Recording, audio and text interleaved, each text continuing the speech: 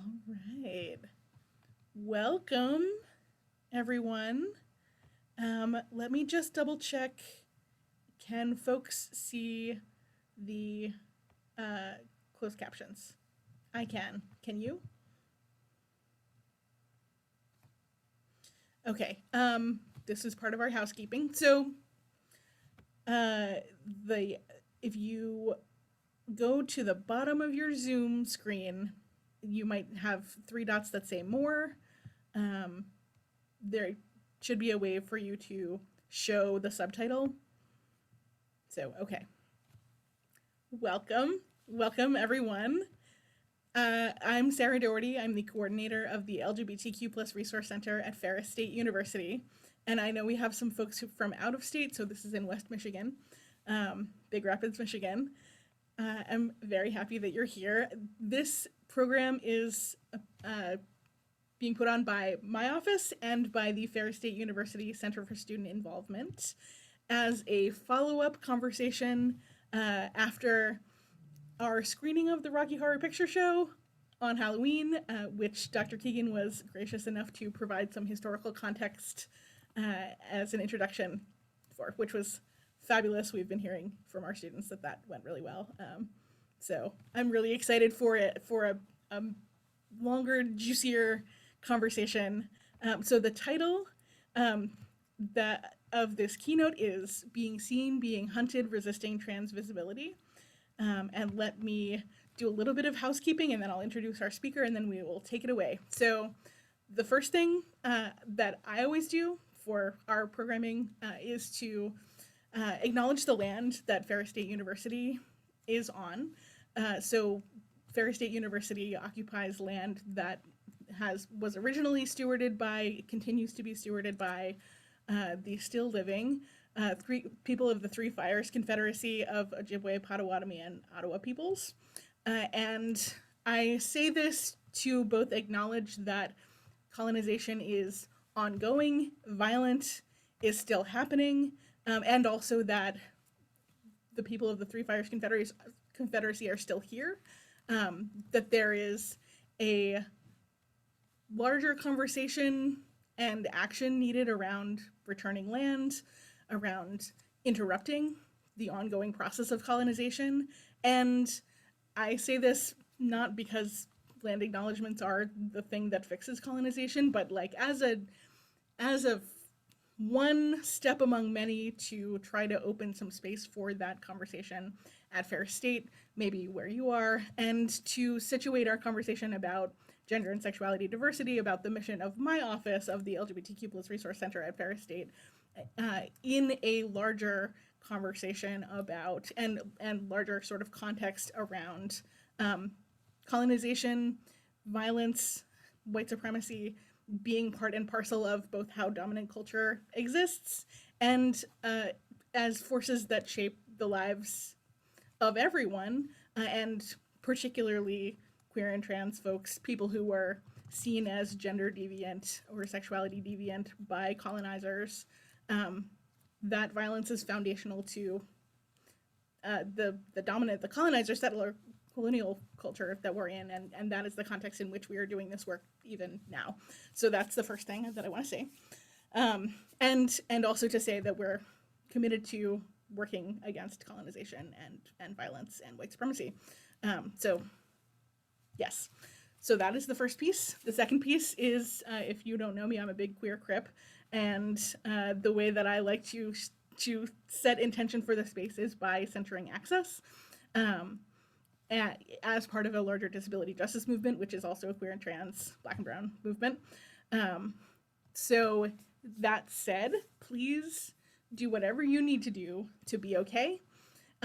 Also, please let me know, let all of us know how we all can collectively support each other in being okay in this moment, as okay as possible. So if you need to move, eat, drink, leave and come back, stim, turn your camera on, turn your camera off, anything that we can help with, anything that you need to do to be as present as you possibly can in your body mind, please do that. This will also be, as you can tell, recorded so that this will be available at a later time if you don't want to miss out, but you need to not be here immediately. And we also have CART provided by Disability Services of Ferris State University. Thank you to Julie Alexander for support with that. Thank you to Verbit Captions for doing this live captioning work. And when we put the video on our YouTube, we will make sure that the captions are in line and edited and everything is spelled correctly, and it should work out. Okay, so those are the housekeeping things. And so with that, let me transition to talking up our fabulous keynote speaker. So Dr. Cáel Keegan is the Fulbright Distinguished Research Chair of Arts and Social Sciences at Carleton University and Associate Professor of Women, Gender, and Sexuality Studies at Grand Valley State University, our neighbors. He is the author of Lana and Lily Wachowski Sensing Transgender. His writing has also appeared in Genders, Queer Studies in Media and Popular Culture, Transgender Studies Quarterly, fabulous journal, Media Culture, the Journal of Homosexuality, Homo J, good times, the Journal of Cinema and Media Studies, and Flow. And currently he serves as special editor for the arts and culture at Transgender Studies Quarterly. And I am so excited that we are able to host him. Thank you so much for this keynote, and let me pin you and take it away. Thanks so much, Sarah, and thank you for everyone hanging out on a chilly early November evening to think more about transgender representation with me. I know this is in some ways a follow-up to a screening of Rocky Horror Picture Show, which is a text that I'm doing some work on in my current book project. But I won't be talking about Rocky Horror tonight. I'm going to be talking more about good transgender representation and some of the things that are actually bad about it. So if you don't mind, I am going to take you to a slide deck. And can I get confirmation that people can see this? Just like a thumbs up. Awesome. Yes. All right. So the title of the piece I'm going to kind of go through with you today is called Being Seen, Being Hunted, Resisting Trans Visibility. And Sarah introduced me already. So if you want to find me online, just give me a Google. As far as I can tell, there are no other Cáel M. Keegans on the planet. So I wanted to start out situating you within the context of the title of this talk. It actually comes as a reference from a quote by Eric Stanley from an article called Anti-Trans Optics and the Image of Force. And this quote reads, "The problem of recognition lies this: how can we be seen without being known? And how can we be known without being hunted?"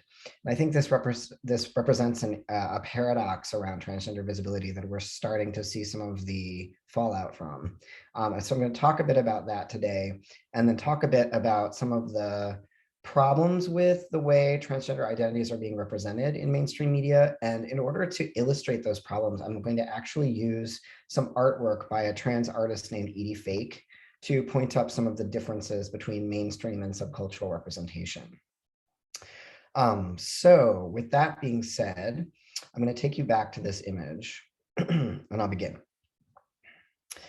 It was a blue dress. I still remember that, and the bright red-orange border that enclosed her so that she stood slightly to the right on a white field, like an exclamation point at the end of a sentence. It was 2014, and Laverne Cox was the first transgender person to appear on the front of Time magazine.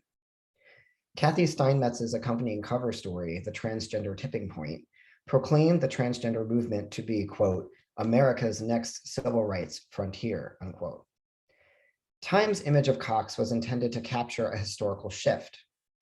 As the legal and cultural assimilation of gay men and lesbians progressed rapidly under the Obama administration, transgender people had suddenly moved into media focus by contrast, a point of both fascination and concern.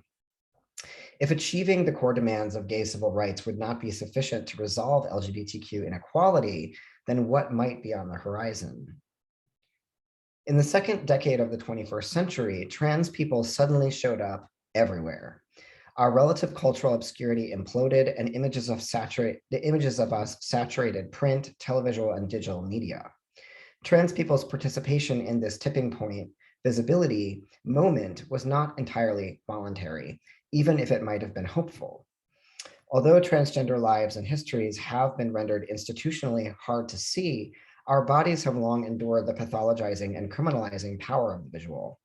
And yet, it seemed like something new might be taking place. The tipping point marked an instant when trans identities suddenly became hot shit, the glossy new face of fashion, diversity, and identity politics. And then, just as quickly as it had arrived, the tipping point tilted back. An emergent right wing seized power, and we rapidly became a highly visible object of attack, targeted by bathroom bills and tweeted military bans and the rise of gender critical feminism. In the last several years, US state governments have introduced and passed more anti-transgender bills than ever before in the nation's history. Murders of trans people, especially trans people of color, have increased to record highs. Transgender civil rights, which were previously largely unconceived of as different from gay rights, are far more called into question now than before the time cover. One of the most difficult to parse lessons of the tipping point and its aftermath has been that for transgender people, cultural visibility and media representation do not always equal progress. Looking back, we can see how the Cox Time cover epitomizes this new mode of tipping point optics, in which the trans figure is pressed toward the viewer, out into a foreground that isolates the transgender body as an empirical lesson.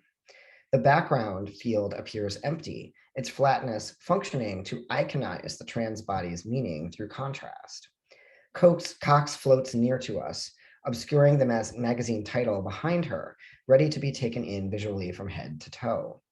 It is important that she is alone, a singular and essentialized example of real transness, offered up for our optical consumption. The argument of the Time cover is that in order to be politically represented, trans people must first be moved into the aesthetic foreground, arranged to be taken in visually by an ostensibly cisgender public. The Cox Time cover remains crucial to the history of transgender aesthetics because it typifies an ascendant type of trans visuality produced for cisgender audiences that now saturates the mass media of the global north. As noted by Eliza Steinbach, this style of visualization produces a hard, stamped out trans image that stands in relief against an implicitly cissexist background. Trans images circulating through the tipping point logic of marketable desirability become visible through a violent imprinting process by which they are pressed forward, thrust out from the inconspicuous normative background. Thus, images produced through this logic actually work to disappear the cisgender optical regime, which operates as a background for the emerging and spectacularized trans foreground. As trans activists, creators, and scholars have pointed out, this new style of tipping point visuality offers trans people a representational paradox. What seems like a door into recognition and acceptance also enacts a trap of the visual, by which trans people are simultaneously identified and policed against and under the cisgender gaze. Even as tipping point aesthetics have made it possible for specific cisgender appearing trans people to achieve a relative amount of celebrity, the requirement to appear in the foreground as an object for consumption also reactivates the interlocking racist and misogynistic structures of looking and anti-trans optics that is also operative in the state's criminalization of actual transgender lives. Pressed out in glossy relief from an unremarkable background, the tipping point trans image is foregrounded as the site where struggles over what gender is become culturally legible, even as the systems that generate those conflicts continue to run in the background. The emergent trans icon thus displaces our attention from these constitutive forces, which form the basis by which the foreground appears as a site at all.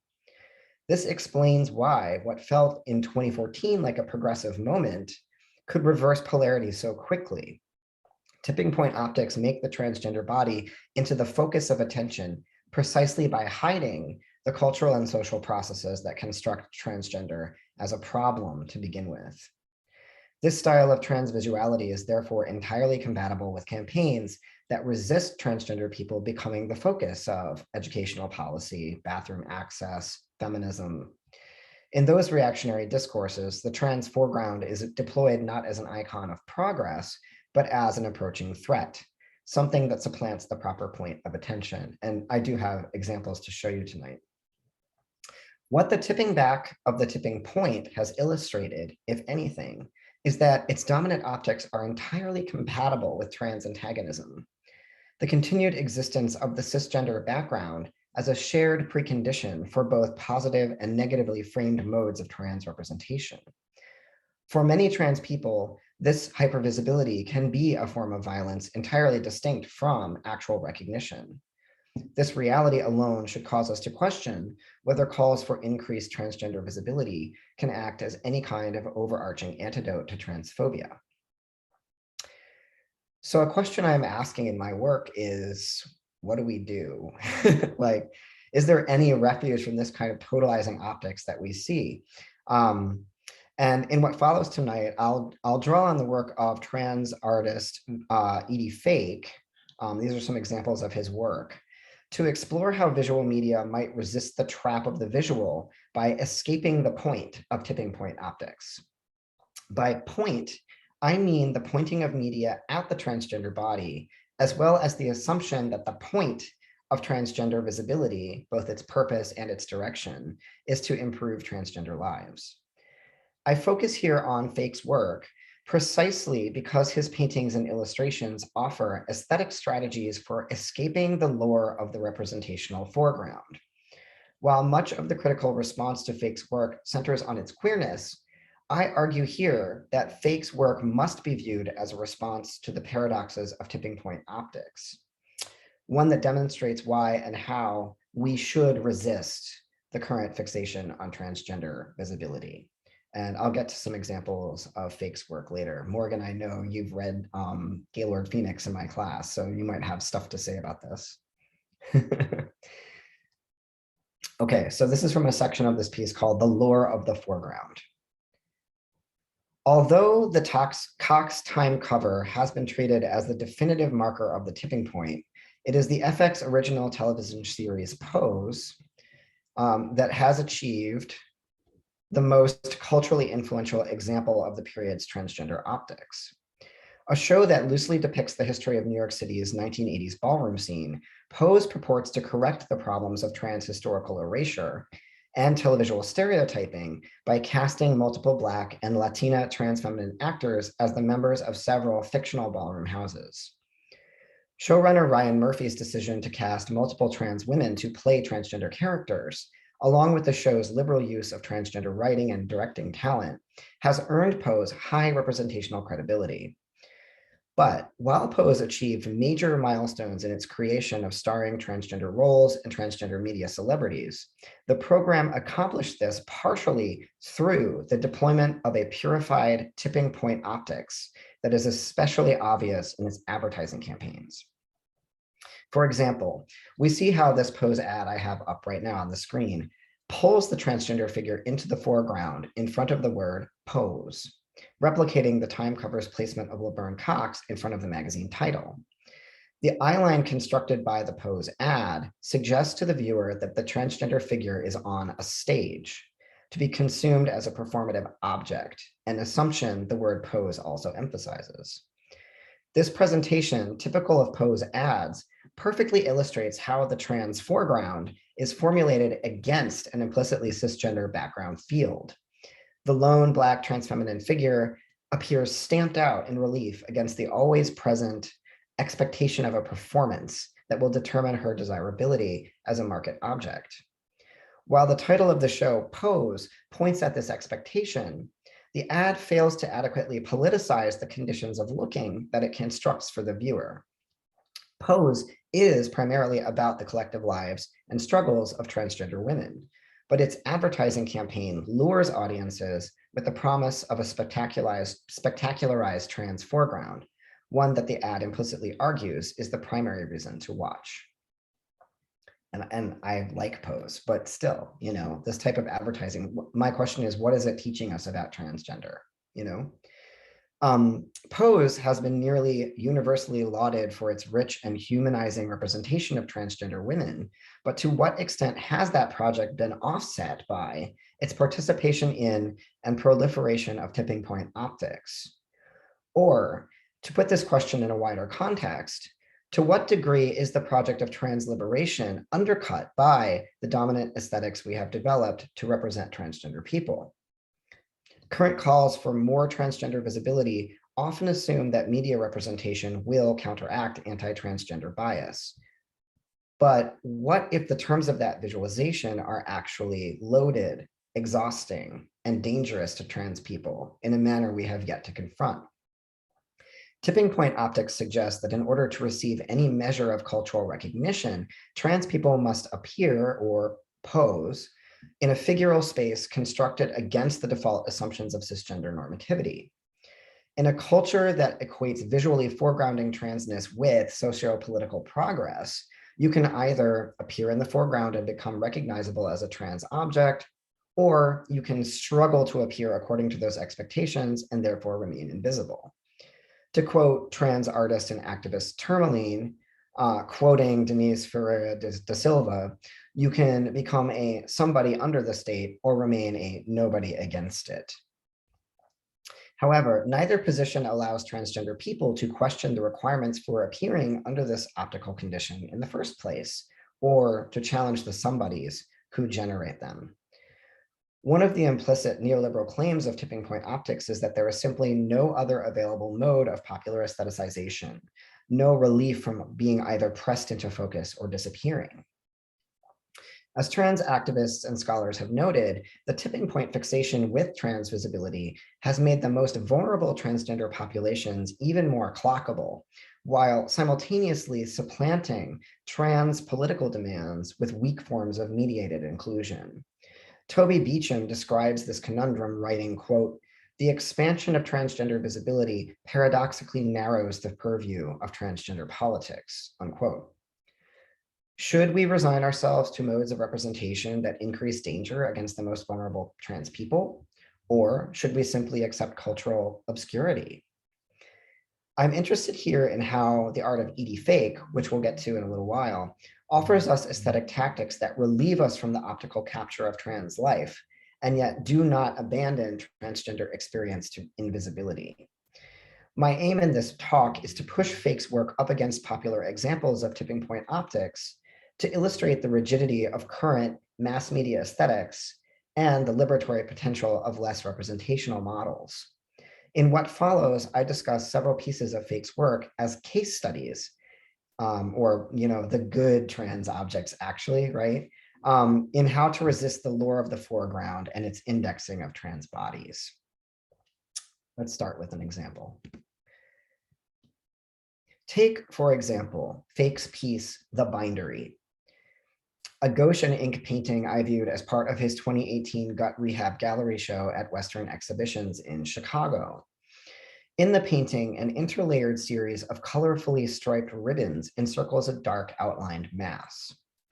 The mass takes up nearly the entire field, blocking access to what might be behind it. We cannot see what the mass actually is. The piece suggests a form, but no figure is presented to the viewer. Foreground-background relations are flattened so that we cannot tell how many layers of ribbon are compressed or where the ribbon begins or ends. Knowing the artist is transmasculine, an audience could read this piece as simply representing the sensory experience of chest binding.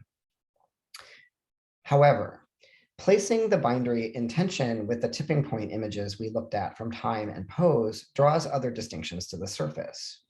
Both the Time and Pose images use high relief contrast to outline and press their solitary transgender figures forward. They are bodies on display, caught in relief against a cisnormative backdrop that produces them as objects of scrutiny. Fake's piece, however, seems intentionally designed to prevent a foreground figure from appearing at all. The painting forces our perspective in close, but then withholds any readable figure from view. In the bindery, what is centered is not a figure, but the external pressures that produce the obscured figure through constriction. We could therefore interpret Fake's piece as a meditation on how all bodily forms, not simply those of trans men, are the products of externally applied pressure. Chest binding becomes just one of many ways in which all embodiments are pressed into shape and meaning by power. The use of a striped pattern to deliver this lesson is important, and I'll return to a discussion of pattern at the end of this talk. Fake has discussed stripes as a flat pattern in which the constituent figures are neighbors, and yet all equal in the foreground, communicating both collectivity and distinctiveness. Thus, while time and pose images rely on an implicit cis-trans binary, the bindery dismantles this foreground-background dynamic while drawing our attention to the shared yet individual experience of living as a body. And this is from a section of the work called Appearing Deserving. The foreground-background distinctions of the tipping point are not simply a media trend. Their aesthetics cite deep political disagreements over the reality of transgender existence and efforts to prevent transgender people from appearing or participating in public life. The visual point where foreground recedes into background also cites an area rife with struggle over who or what deserves to occupy our cultural focus. Steinbach names this phenomenon the wavering line of foreground-background that visually outlines the categorical value of trans as it arrives. When transgender people exploded into 21st century mass media, the optics of our representational arrival intensified existing debates over our right to appear in the actual world. The tipping point has been suffused with strife over whether our foregrounding would eclipse other more deserving groups. And you may have heard these anxieties, articulated in culture that trans women are trying to erase cisgender women, or that transgender men are replacing all the butch lesbians. So there's this idea of trans people getting foregrounded and therefore getting in the way or taking over the frame, the cultural frame from other people. Because they equate aesthetic foregrounding with political empowerment, tipping point optics have proven useful to reactionary groups seeking to demonize transgender people. The visual logic of transgender issues backgrounding the concerns of other identity groups is a structural component of how trans antagonistic discourses are currently articulated. For example, consider the 2018 Tim Donnelly campaign billboard against funding medical care for transgender US soldiers, as displayed in Joshua Tree, California. The image is designed to be threatening, precisely because the transgender figure, an image of trans veteran Allison Hannon, used without her permission, by the way, crosses the border between background and foreground. Hannon's encroaching hand suggests she is pushing the proper subject out of the center of the frame, a perversion of the appropriate focus of public spending. Much of the resistance to the recognition of trans women as subjects carries the assumption that by foregrounding them as deserving subjects, the proper objects of focus will be lost. Of course, this is incorrect. Being hailed into the foreground can just as easily bring on violent forms of attention, while hanging in the background can naturalize one as simply being rather than appearing. As discussed earlier, this style of foregrounding optics does not necessarily disrupt cisnormativity and might even reinforce it by pushing it further into the background. Why else would a transphobic billboard use the same aesthetic approach? Or consider the cover for freelance journalist Abigail Schreier's transphobic book, Irreversible Damage: The Transgender Craze Seducing Our Daughters, which stigmatizes trans masculinity as an enticing threat to cisgender girls. While the cover upholds the intensely antagonistic idea that trans masculine embodiment is a form of self-mutilation invented to sterilize white women, the effectiveness of the image depends on its use of foreground-background optical relations. The young white woman who should be in the foreground has become backgrounded through the erasure that trans masculinity purportedly performs on the female body. Foreground background are toggled in a manner that suggests trans masculinity is nothing except the violent erasure of young cis women, who should appear in the foreground as socially vulnerable and therefore deserving subjects of focus. The words craze and seducing in the title of the book accentuate the feeling of inversion, in which the perspective traditionally orienting foreground and background has been lost to a kind of magnetizing fascination with what should remain out of view. While in the Donnelly campaign billboard, the trans woman's hand moves into the foreground to suggest a threat, here the suppressed possibility of trans masculinity threatens to burst forward and consume womanhood from behind, hollowing it out and forcing it into the background. In both images, the tension of what belongs in the foreground versus what is required to stay in the background becomes the major polarity through which the threat of transness is articulated. These examples illustrate how the same tipping point optics we see in the time and pose images are easily exploited by anti-trans discourses and political campaigns. They also demonstrate the need for other representational strategies that aid us in questioning the actual terms of transgender visibility. While Edie Fake, who I'll show you more images of in a second, has been included by art historians in a larger wave of artists practicing what's called queer abstraction, I'm especially interested in his art as transgender-specific work that deliberately diffuses tipping point tensions over who deserves to look and who is required to appear. For instance, Fake and a collective of local Joshua Tree activists responded directly to the Donnelly campaign billboard I just showed you by designing and posting their own in support of transgender rights.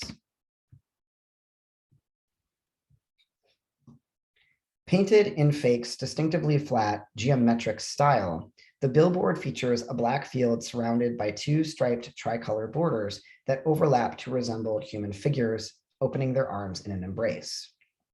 Inside this border, the billboard reads in all caps, "Transgender people deserve healthcare, support, justice, safety, love." While the billboard makes a very clear typographical statement about the worthiness of transgender people to be treated as human and equal, its refusal to present the viewer with a foregrounded example of transness is crucial. Because it features no representation of a transgender body or identity, the billboard's implicit secondary claim is that trans people deserve healthcare, justice, safety, and love without having to appear before the cisgender gaze. This non-empirical strategy is a form of trans care that turns the power relations of tipping point optics around. Rather than pleading for the viewer to look at and accept transgender people as real and therefore deserving, the billboard insists that the viewer should simply believe its claims. Sometimes, Fake has stated about the billboard, language is just clear. It is the cisgender audience's need for foregrounded evidence of trans people's humanity that is the actual problem here. Transgender people simply deserve. Anything else is besides the point. And this is from another section called "The Point of an Index." The phrase transgender tipping point seeks to mark the moment when transgender civil rights will become unavoidable as a political and social goal. Time magazine deployed the image of Cox as a first, indicating the start of this new era. But while it suggests a specific moment in time, the phrase tipping point also implies a spatial site, the point of contact where mainstream visibility meets mass consumption. The premise animating this point is that by introducing audiences to normal transgender images versus flamboyant caricatures, media coverage will improve the treatment of actual transgender people in the culture. One of the primary aims of tipping point optics therefore rests on the idea of indexicality, which is a dense semiotics term that really just means we think of signs as pointing to real objects or events. So in the case of a photograph or a movie, we tend to assume that the images in them indicate the existence of the things they represent in the actual world. Like a picture of an apple is evidence that an apple existed, right? That's the function of an index. While this is not necessarily the case, consider the conundrum of digital imaging, right? The optical logic of the tipping point relies on the supposition of an indexical relationship between the images it produces and transgender lives. The political point of the tipping point is the assumption that by foregrounding more accurate transgender signs rather than stereotypes, transgender people will be humanized. Tipping point optics therefore situate the trans body at the point of the index, the thing that is pointed to by the sign or image as actual. The word index means forefinger, informer, sign. The indexical property of images informs us about something they want to reveal, like a finger points our direction toward meaning. Under the tipping point, transgender bodies have become drawn into a realist empirical aesthetics of representation, in which the image is understood to stand in for a material truth. Tipping point optics created a new transgender sign or index, a new mode of foregrounding transgender images that pointed at trans lives as socially real and politically meaningful. However, truth claims also invite doubt. As film scholar Tom Gunning has pointed out, the more earnestly an indexical image asserts a truth, the more it simultaneously evokes an accompanying suspicion. Because they are not actually the objects they point at, images can never actually reveal reality. To quote Gunning, quote, "The truth claim is always a claim, and lurking behind it is a suspicion of fakery," unquote. In their commercial perfection, tipping point images beg to be investigated as potentially hiding or concealing some visual trace of difference. Although they are designed to interrupt anti-trans attitudes by presenting trans people as real, valid, and beautiful, they may also accentuate the skepticism already directed at transgender identities. Because most trans people cannot empirically prove we are the genders we experience ourselves to be, tipping point images can end up highlighting the untenability of their own claims to visual truth. The point of the index ultimately ends up pointing at transgender people's inability to entirely satisfy the cisgender gaze and its hierarchy of verisimilitude. How then do we escape the point of the tipping point? One strategy might be to question the pitfalls of media that rely on indexicality and to begin seeking other modes of transgender figuration. Fake's artwork exemplifies a trans aesthetics that abandons the representational empiricism of indexicality. Remember, we don't get an image of a trans person in this billboard. There's no indexical claim to represent trans people as human beings who need these things, that we're just supposed to actually believe it without that evidence, right? Fake's artwork exemplifies a trans aesthetics that abandons the representational empiricism of indexicality and replaces it with intentional uses of pattern. And here we can see in the billboard, there is use of pattern to suggest a kind of endlessly collective embrace around these values, right? These two stripes that look a lot like people hugging a little bit, right? So pattern here is used to suggest mutual aid, collective care, surrounding and caring for trans people, but that's done without representing transgender in any kind of indexical way. In a 2011 lecture called The Sexual Life of Patterns, Fake presents pattern as a way of conceptualizing and aestheticizing social relations, including kinship, inheritance, sexuality, and gender. For example, he sees pinstripe as what he calls a lonely pattern that is made up of lines on a field and imparts a you against the world feeling, while checkers take the notion of a stripe and get what he calls more familial by surrounding squares with other supporting equals. Fake's unique engagements with pattern present fascinating figural alternatives to the indexical transgender sign. Unlike an index, patterns always imply an extension of themselves. They do not arrive at a point. The word pattern comes from the Italian patron, meaning something serving as a model. Pattern is processual and sequential, about repeating through making and remaking. Historically, the term developed from how wealthy patrons would give items to craftspeople to copy and recopy. Patterns therefore have no point and no indirectly indexical quality. They also figuratively demonstrate what David Getsy has called transgender capacity, capturing how gender is constructed and reconstructed through performative action, rather than simply existing as a discrete empirical truth.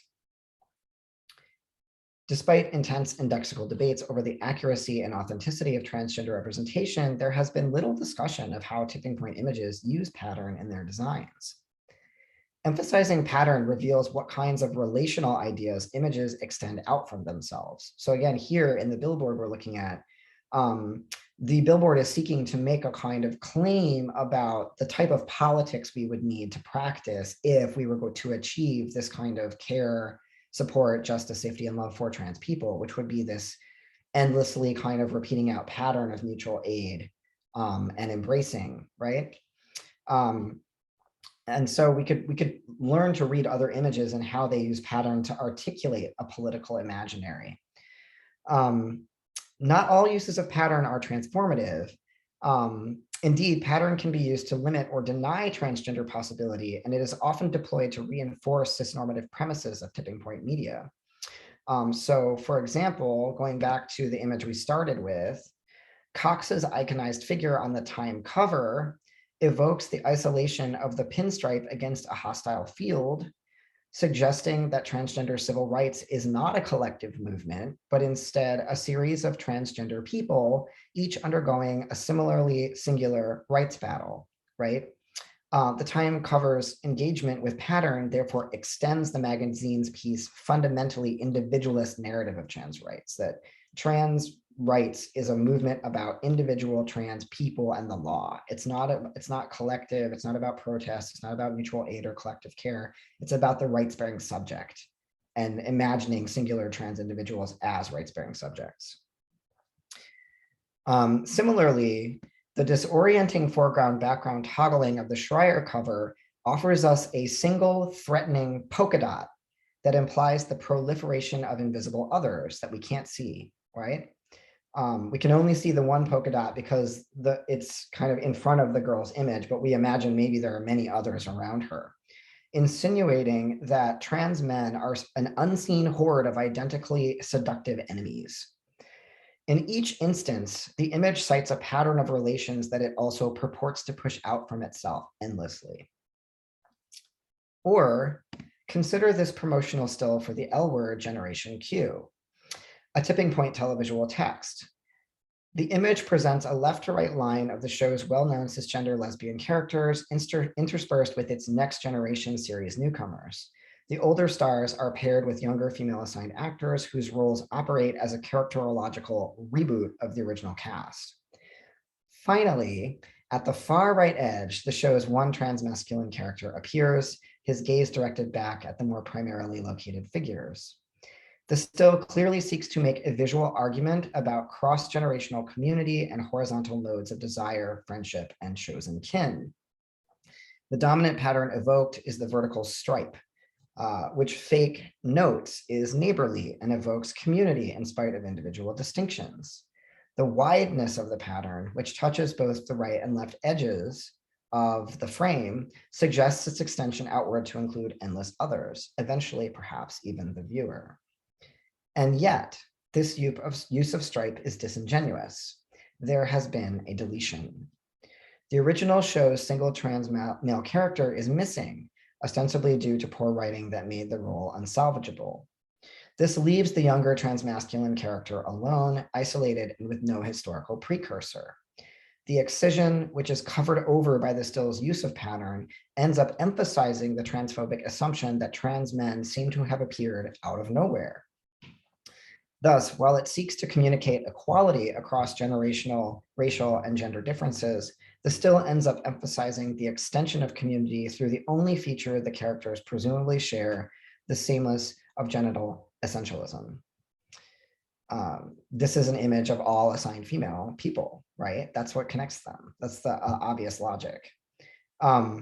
Like Time and the Schreier covers, this use of pattern shrinks our ability to imagine trans relationality and reinforces the sexist scripts that render transmasculine difference invisible. Nonetheless, because pattern contains the capacity to gesture at how gender and embodiment are lived through iteration and process, it can present powerful alternatives to the transgender index. These potentials become clear when we experience work by transgender creators engaged in their use, as I did during my personal experience of Fake's Gut Rehab exhibition. To close then, I offer here Fake's piece, Center Part, as a counterpoint to the above examples of non-transformative pattern. While the other pieces of Fake's are more easily read through a transgender art lens, Center Part is less representationally legible and less discussed by critics. At first, the image appears to be a geometric exercise.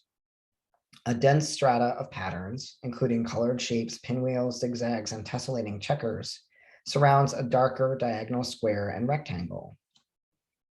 On closer inspection, we start to get a sense of depth. Subtle shading indicates layers, with the outer edges appearing closer to us and the darker central spaces appearing recessed, their interior surfaces lined with texture. The color palette is organic, made up of mostly yellows, oranges, browns, and reds. As we sit with it for longer, the piece affects a sort of optical illusion. Each pattern extends behind the pattern layered over it, possibly forever, giving us the sense that we are being drawn through several overlaid screens, moving into an empty center. Despite the piece's lustrous, almost illuminated beauty, this is all there is to see. What is the point of such a painting? We are left to contemplate the piece's title, Center Part, and its connection to the shapes in front of us. Generally, the parts considered central to the body's social meaning are the genitals, but the piece does not appear to depict any legible genital form. Gender is generally assigned by the presence of certain parts of the body, but the painting consistently directs our attention past its flashy pattern borders and toward its empty center. We might notice that the central recessed area reaches from the top to the bottom of the painting's edges, and recall that part also means a linear gap in or parting of a field. A part can be an object, a constituent piece of something larger, or it can be an absence of something, an interstice. Indicating both presence and absence simultaneously, the word part here is a synecdoche that asks us to read the larger piece through reversal.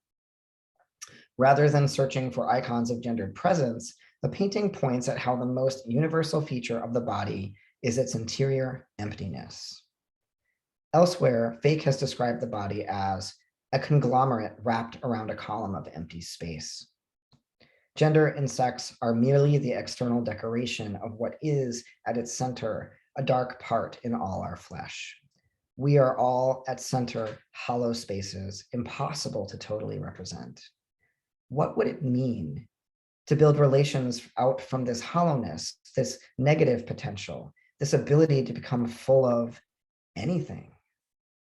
Escaping the point of the tipping point entirely, Center Part uses pattern to diffuse the binaries of sex and gender, pushing us to ask, what is central? What could be seen as shared, beyond visibility and beyond the index? Thank you.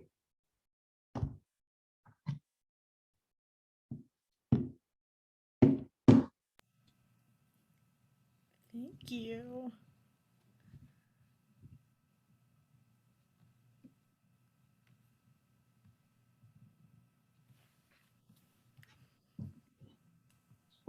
At this point, if folks have questions, comments, thoughts, you are welcome to share, to ask. I'll put us in gallery view. I think I did that. Maybe I didn't. I'm seeing everybody. Great. Thank you so much. Thank you so much for that talk. Well, thank you, because it's new work. And I was joking with my partner that it's a bit like doing stand-up comedy, to just like show up in a place and be like, here are my new jokes, let's go, you know, and just see what happens.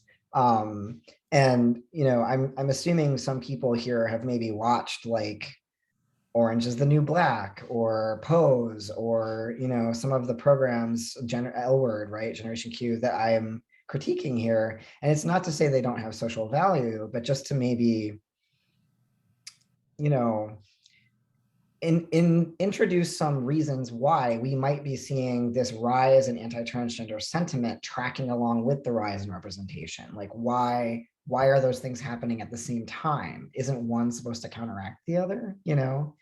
But it seems as if that's not the case for trans people particularly, because of the fraught relations of visibility and invisibility that trans identities are kind of caught up in, right?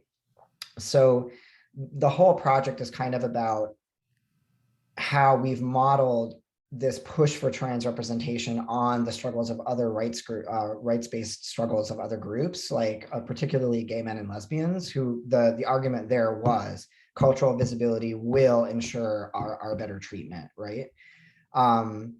And that seems to have largely worked for cisgender gay men and lesbians, but it does not seem to be working the same way for trans people. And my question is like, why is that happening? And then what do we do about it? You know, like, because all of this kind of liking and clicking and watching seems to be feeding a backlash that's happening, right?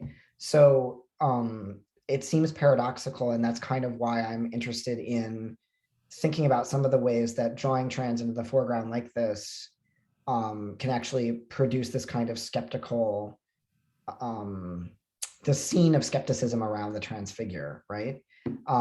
So that's just like some background about this. I'm actually writing about movies that are considered totally bad for trans representation that I think are really good.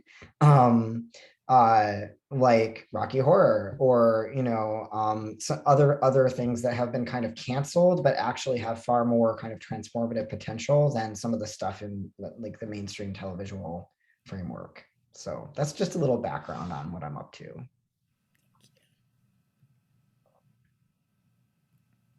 I'm just thinking about like part of how cisgender gay and lesbian folks have bought some acceptance is by saying we're not like those weird people over there, pointing at trans people, at poor people, at sex workers, at people who are politically really leftist, like.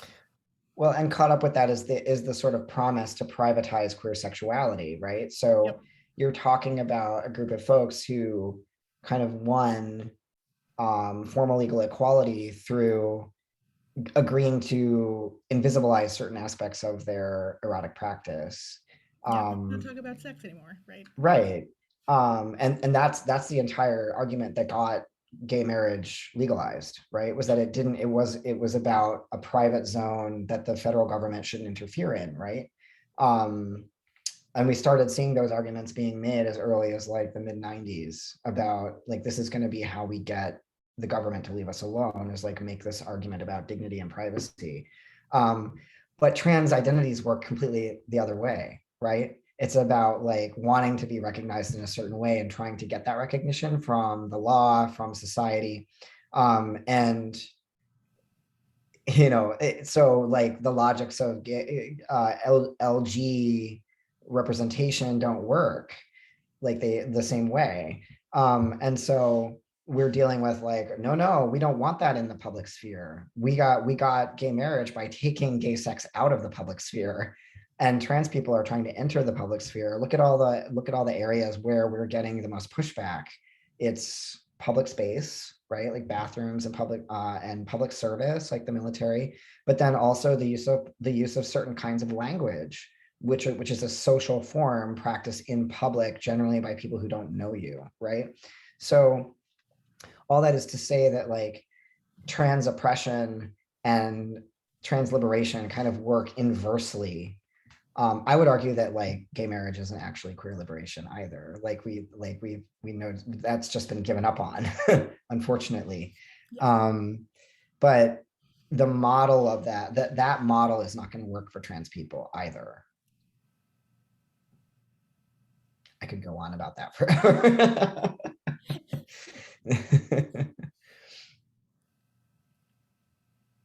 I mean, I'm not going to stop you. That sounds like a fun conversation. Does anyone have comments, thoughts, questions? Talk about assimilationist.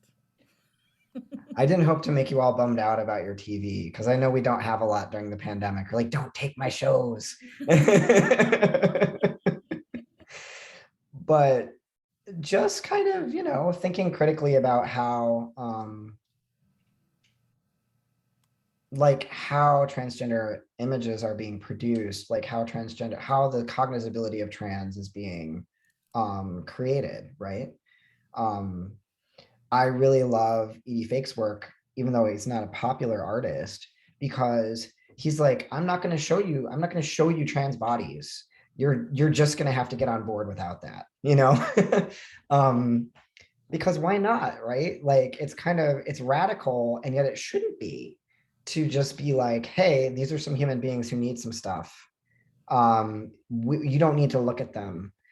You know what I mean? Let's just like make sure they're safe and have like healthcare, but that has not been how sort of like trans rights claims have been organized. They've been organized very much through like the display of transness for visual consumption as like the key to getting us stuff. And I really question whether we're getting that stuff. We seem visible and not getting that stuff, which is a bad scene.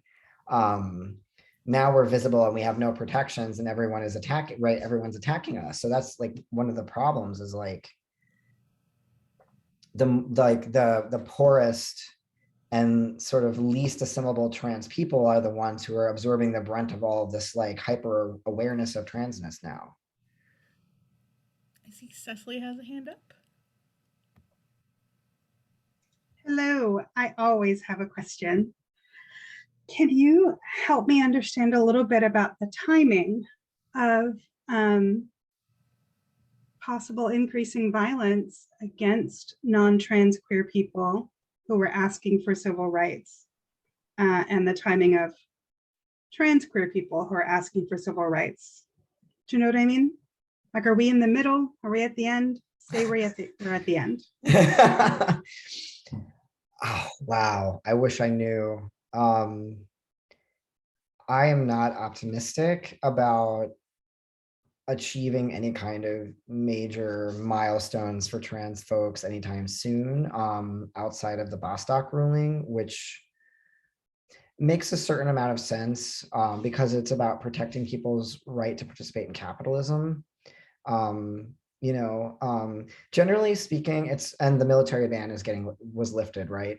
I mean, the military is the first place that oppressed populations get to go, right? Like, if you look historically, we racially desegregated the US military way before the rest of Jim Crow was lifted.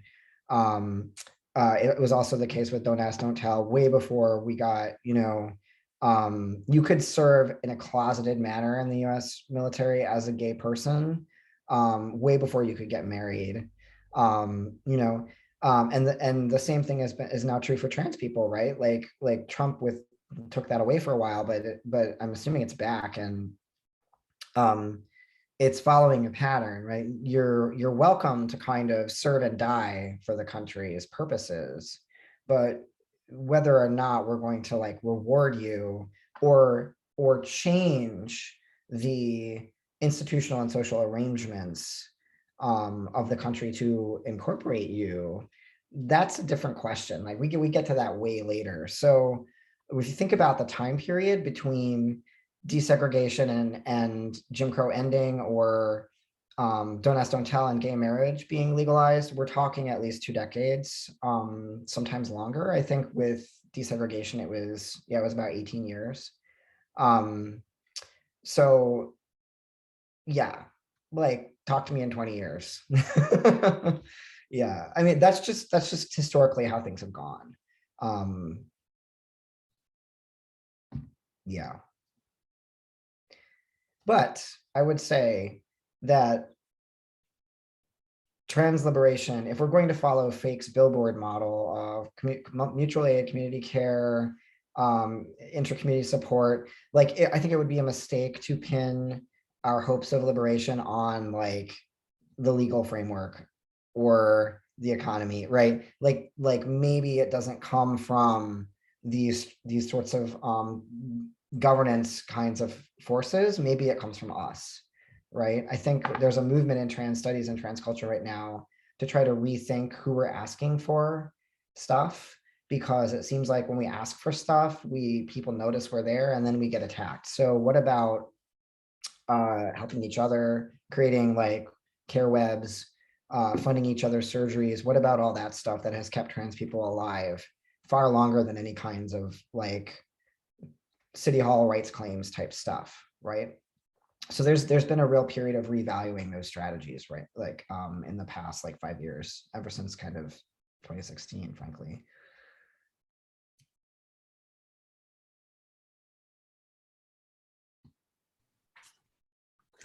I found all of this really fascinating, so thank you for your presentation. I talk to my students a lot. I teach cultural studies at KCAD, and one of the questions I like to pose to them about media representation is, I don't know, I like to rank things. So it's like, which is worse? Is it worse to be invisible, or is it worse to be misrepresented? And I feel like your presentation kind of offers like a third, because is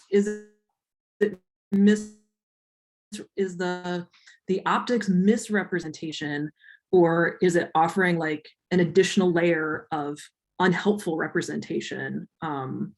It's doing something really interesting, and it's interesting the way that different marginalized groups have to be made palatable for dominant groups, and seeing the sort of generations of that palatability.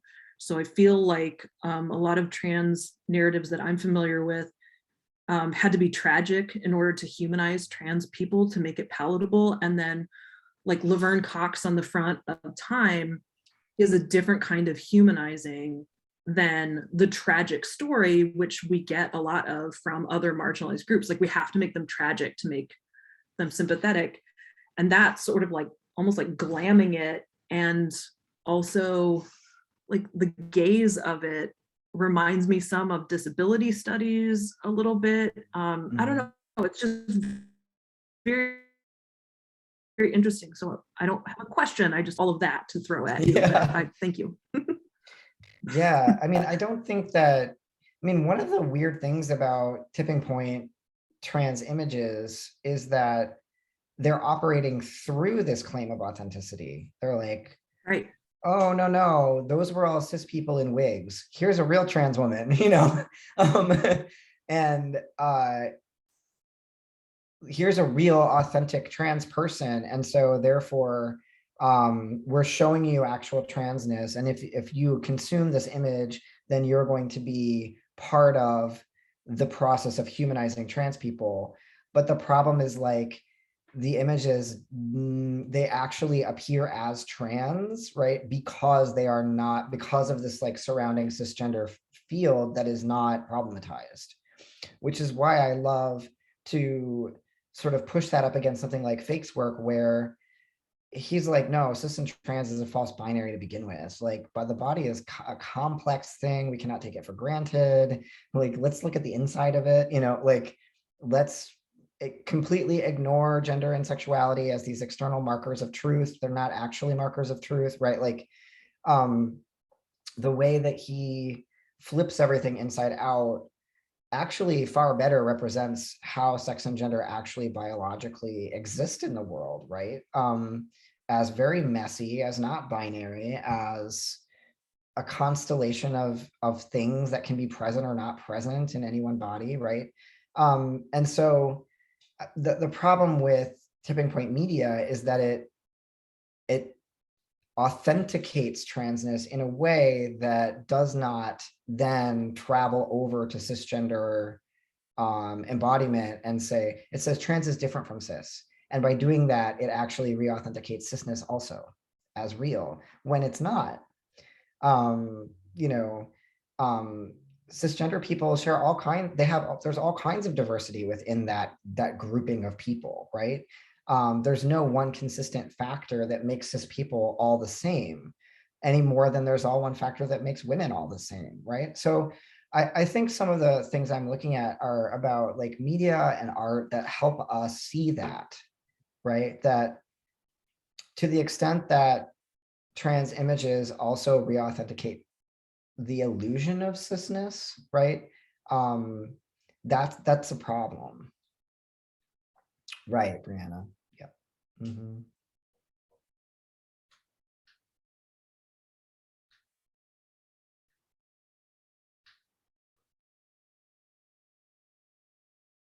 Which is not to say that cisgender dominance doesn't exist, right? Like, so there's a mode of power wielded by people who are not interrogated the way that trans people are.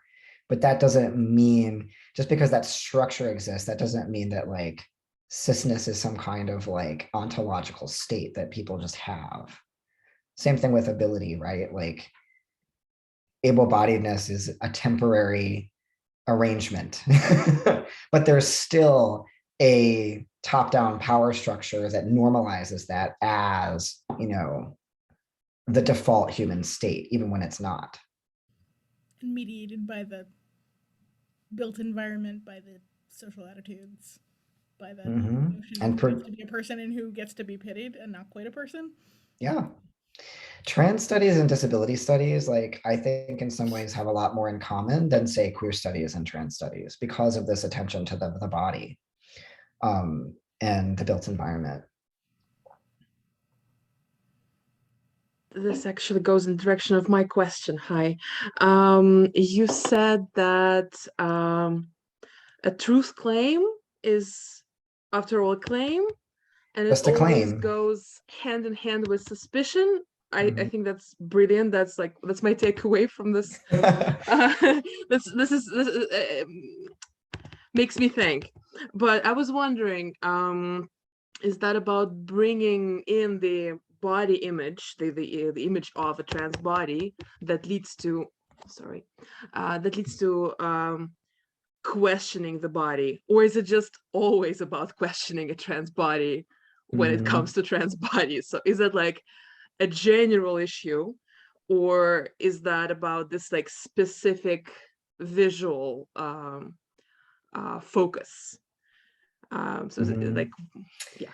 Yeah, I mean, for me, it's definitely a feature of the visual because of the history of medicine, where, you know, I have so many good things to make people read. There's a great article in the first Transgender Studies Reader by T. Benjamin Singer called Sublime Mutations. And it's actually a really great intersection, again, between disability studies and trans studies and intersex studies, because he takes us through the history of medical photography of trans, intersex, and disabled bodies and illustrates how, you know, the very discourses by which something like transness gets constituted in the world are linked to photographic evidence of difference, like, so that it's, yes, infrequent, right? Like, or the history of the freak show, if you've ever read Eli Clare's work, right? Where disability and transness and intersexedness are displayed for visual consumption. It was a major form of entertainment in the 19th century, right? For these freak shows to go around, travel around these communities and actually have freaks come out. And Claire thinks he's of two minds about this because, excellent, Sarah. He says that, you know, the freaks also are participating somewhat consensually in this, like it's like making money from the rubes that stare at them. So he's like, it's not all one-way oppressive, but the optical field and the visualization of difference is just inescapable in Western culture. If you think about race, right, as a sort of the dominant form of difference in the sort of North American context. We created these forms of difference through visual markers intentionally. That was intentionally decided because it was easy to tell who was white and who wasn't. And actually, whiteness and blackness were simply just like visual categories you fit into or you didn't. It didn't have anything to do with primogeniture or your heritage. It was just if you were this color or that color, right? So I do think that part of the problem is having to show up as a body at all because of these discourses, you know, which is why I love it when, because again, the discourse of sort of medical pathology is like, the looker does not have to be embodied, only the object being stared at, right? Sort of that like mind-body split that we see in sort of the global north. So, wow, I'm going all over the place with this answer. It's a great question. Like, I just think that if I have to be a body, so do you. And I'm not interested unless that's the case. You know what I mean? That's why I love Fake's work, because he's like, no, let's get weird. The body is weird. You know? I'm also writing about stuff like, I don't know if anyone here remembers that SNL character, Pat. I'm writing about Pat because Pat is amazing. I don't understand why so many people are mad about Pat. I went back and watched It's Pat, the movie. That movie is amazing. It's all about cis people's obsession with trying to figure out the sex of this person. And they are driven to insanity by it. And the thing is that you can't know what sex is, because where is it?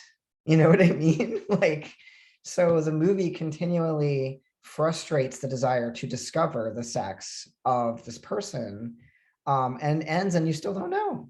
It's great.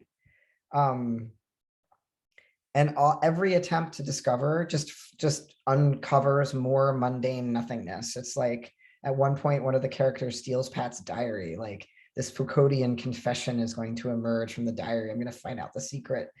This person even enters every single word in the dictionary into the password field to try to get into this diary, which there's something there about like discourse and taxonomy and whatever.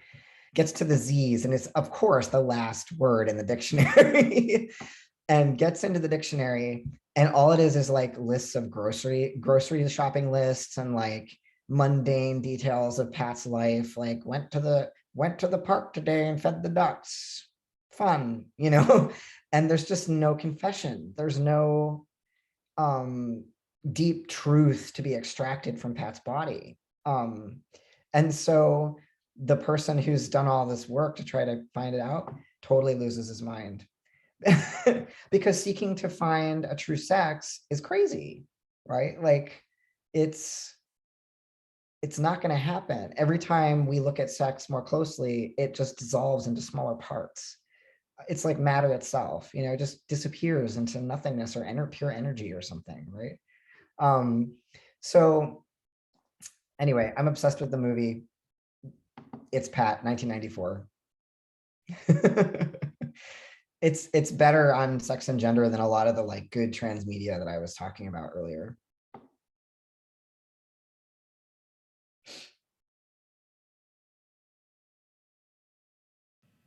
Yep, you're talking about work in progress, Anastasia. Yeah. Pat is back in the media because of that show. Yeah.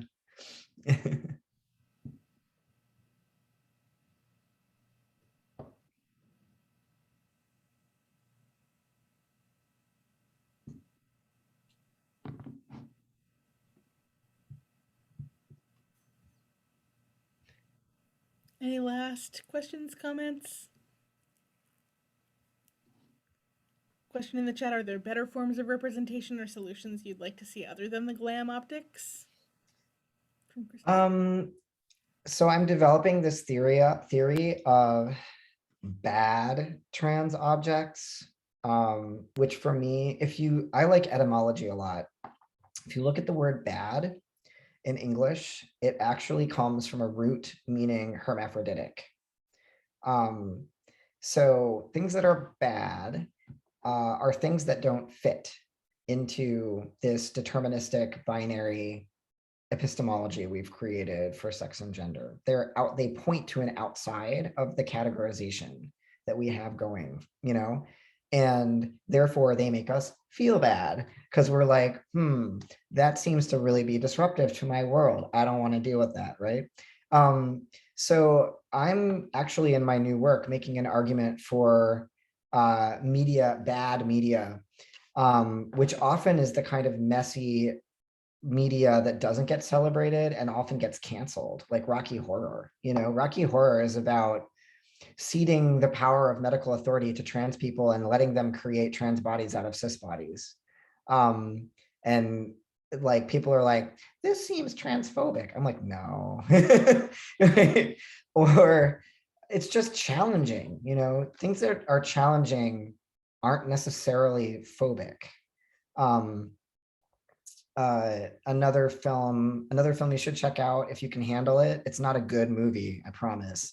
Is a film called The Assignment from 2016. It got canceled in the cradle because it features Michelle Rodriguez playing a man. And it's done with prosthetics and makeup, and they slightly lower her voice. And they were like, this is bad because you don't cast cis people as trans people. Bad, bad, bad. And actually the movie is a better, I think better captures the experience of trans masculinity than almost any media I've ever seen, because it's about a male assigned person who's forced to live as a woman. Because Michelle Rodriguez's character is forcibly transitioned to female by a sort of megalomaniacal surgeon played by Sigourney Weaver, who's like kind of like a TERF, who thinks that the way to punish men is to turn them into women through surgery. And Frank gets back at her. But it shows the operations of like how gender assignment, how violent it is for everybody, gender and sex assignment, involuntary for every single one of us. Some of us just don't care as much as others, right? But it's a violent and oppressive process that we could get rid of, I like media that asks those kinds of questions, those bad questions. So yeah. And a lot of them don't feature actual trans representation at all. They're digging a little deeper than just trans people, right? Trans people only exist as trans because in the current way we do because of how gender and sex are organized by institutions. And so if you get down to those mechanisms, you can start to ask, like, what is trans? What is cis? Right? I like media that does that. I have one more question, if I may. May I? Sure. In the spirit of revisiting the practices of helping within the community, I have a bit of a practical question. I have been recently invited to the festival that I usually interpreted for, Side by Side, Russia's only LGBT film festival. That's how I met Cáel 5 years That's ago. how we know each other. We met in St. Petersburg, right?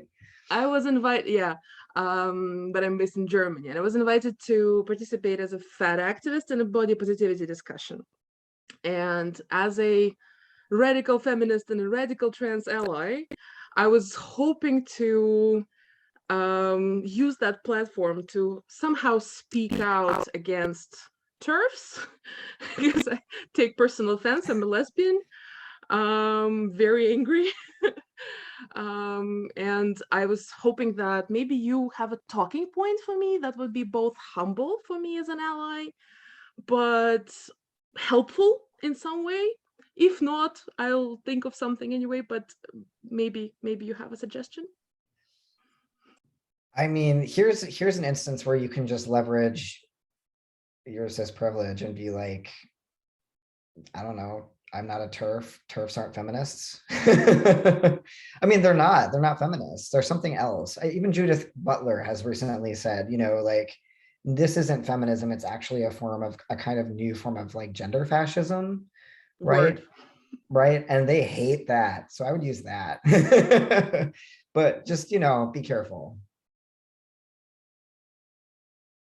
Yeah. Well, thank you so much. It's getting late. I just want to thank you all for coming to my talk. I know it's late and it's cold, and virtual meetings aren't great, but I really appreciated you hanging out with me and letting me talk at you about some of this stuff. And it's so nice to see a few people I recognize and to meet a few new people. I hope you friend me on Facebook and stuff. Because I am always looking to grow my circle of awesome trans people and trans allies. Oh my God, Anastasia, go to bed. Thank you so much. Sarah, thank you for the invitation. Thank you so much for this keynote. Thank you everyone for coming. If anyone wants to see the video, it'll be on the Ferris LGBTQ Plus Resource Center YouTube page. You can also email me at Sarah Doherty, SARAHDOHGRTY @ferris.edu if you have questions, comments, if you want Wonderful talk. Wonderful talk. Thank you. Thank you all for coming. Thank you so much. Great to see and meet everybody. Take care. You too. Stop the recording.